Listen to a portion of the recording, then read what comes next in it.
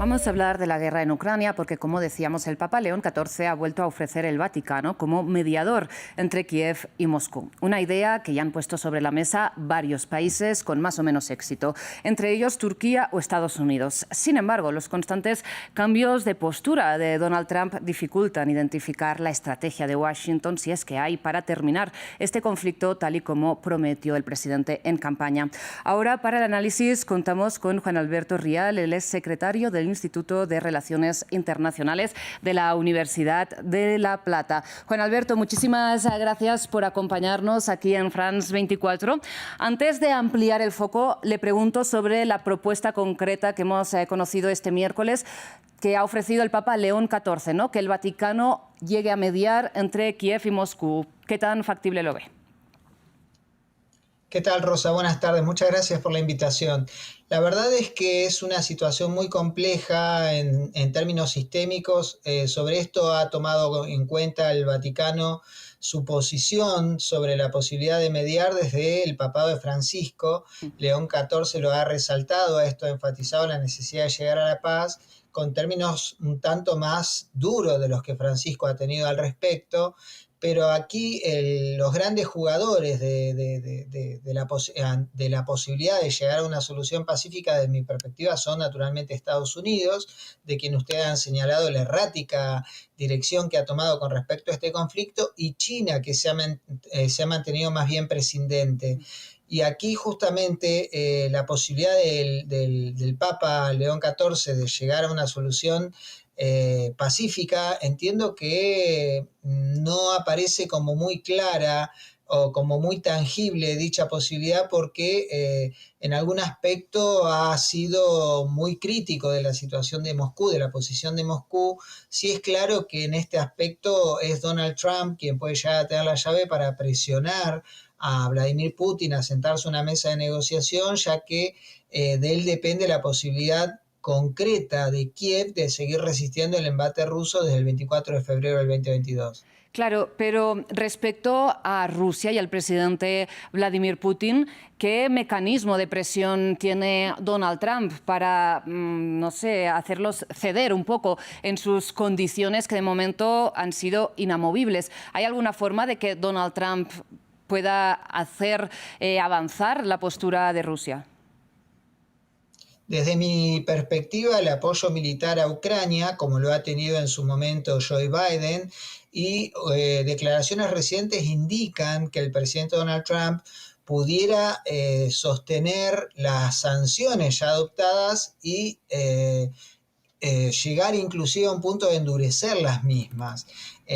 Si optara por esa vía, Europa debería acompañar a Donald Trump en las sanciones económicas a los efectos de forzar a Moscú a sentarse a la mesa de negociaciones. Recordemos que durante la campaña el presidente Donald Trump había manifestado que la posibilidad de solucionar el conflicto de Gaza estaba al alcance de su mano una vez que llegara a la Casa Blanca, y que probablemente antes de llegar a la Casa Blanca él iba a conseguir una solución para el conflicto entre Ucrania y Rusia. Él ha pendulado desde la condena a Ucrania en el entendimiento de que era Kiev el principal responsable de la invasión que había sufrido en manos de Rusia, al hecho de condenar las políticas de Vladimir Putin en Ucrania, en el entendimiento de que no tenía ninguna voluntad por llevar adelante negociaciones de paz, y que inclusive aparecía como responsable de la muerte de muchas personas, ya que no escuchaba sus llamamientos a la paz.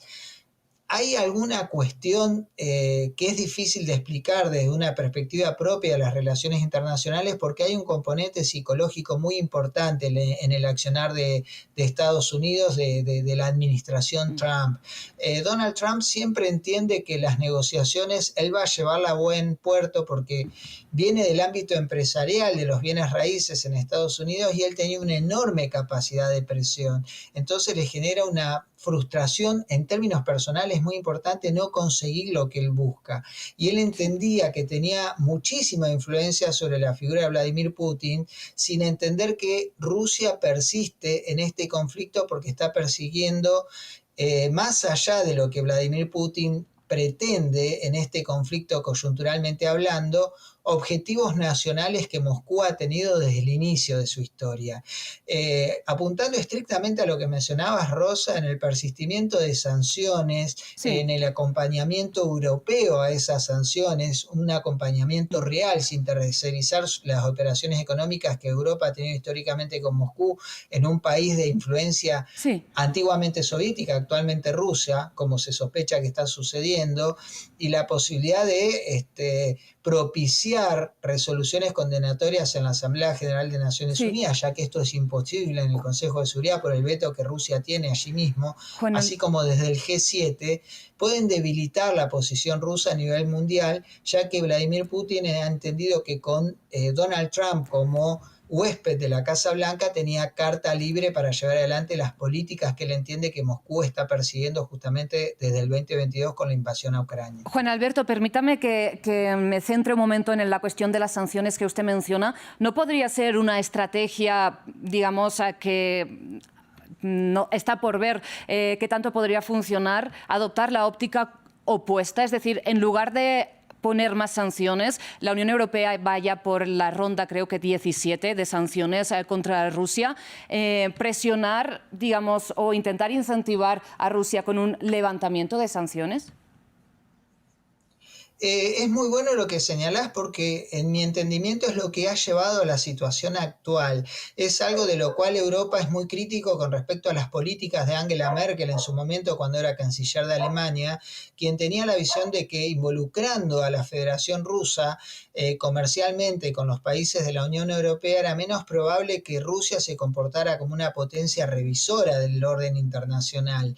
Eso no ha funcionado en algún aspecto para disuadirlo de las acciones que llevó adelante y las sanciones fueron increyendo del 2014. Pensemos que esto es un capítulo más en una historia de idas y vueltas entre los países de Occidente y la Federación Rusa, ya que en febrero del 2014 la Federación Rusa consiguió ocupar la península de Crimea y para marzo de 2014 se Sí, produjo la secesión y la anexión de la península de Crimea a la Federación Rusa. sí, Allí es donde se encuentra el puerto de Sebastopol, que es central en las apetencias imperiales de la Federación Rusa, sí. porque Rusia puede ser una potencia mediana sin el control de Crimea, pero con el control de Crimea puede seguir teniendo apetencias de ser potencia global.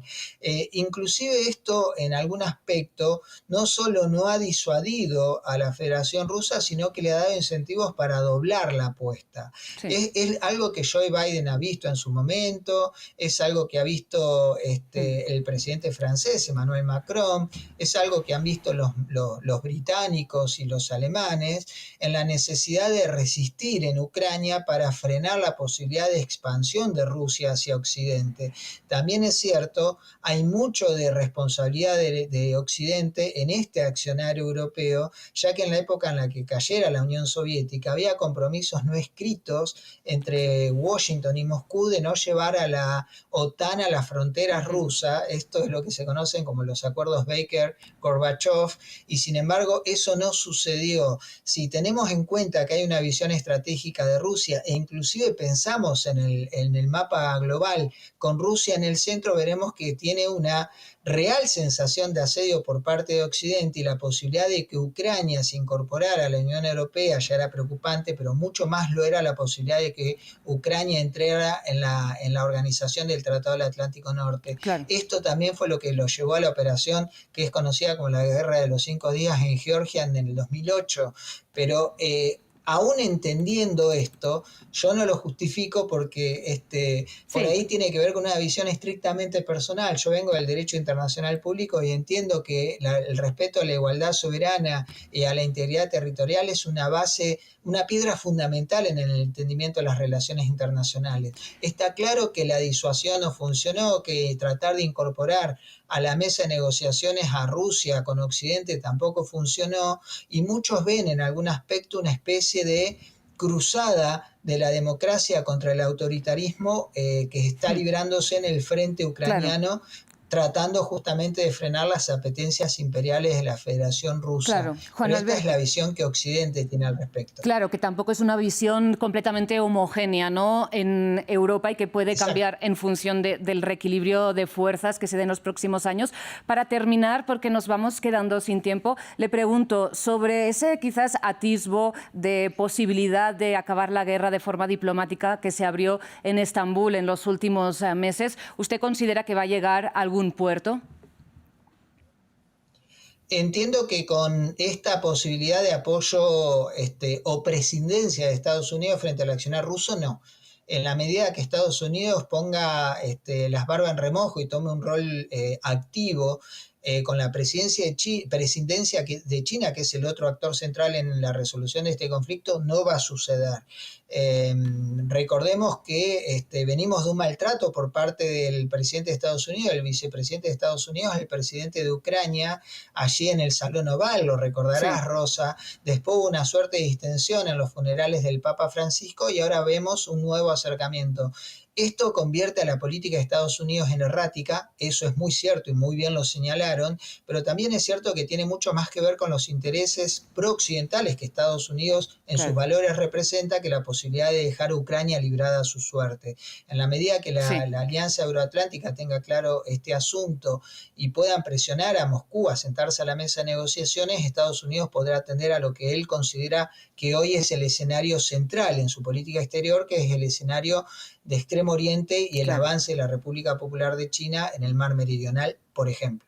Claro, una amenaza que ya expresó tanto Donald Trump como el secretario de Estado Marco Rubio, el abandonar Ucrania y centrarse en otros puntos del globo. Muchísimas gracias, Juan Alberto. Nos quedamos sin tiempo, pero le agradezco muchísimo que haya compartido su análisis con nosotros aquí en France 24. Gracias a ustedes por la invitación y hasta pronto. Igualmente, muy breve pausa y enseguida regresamos.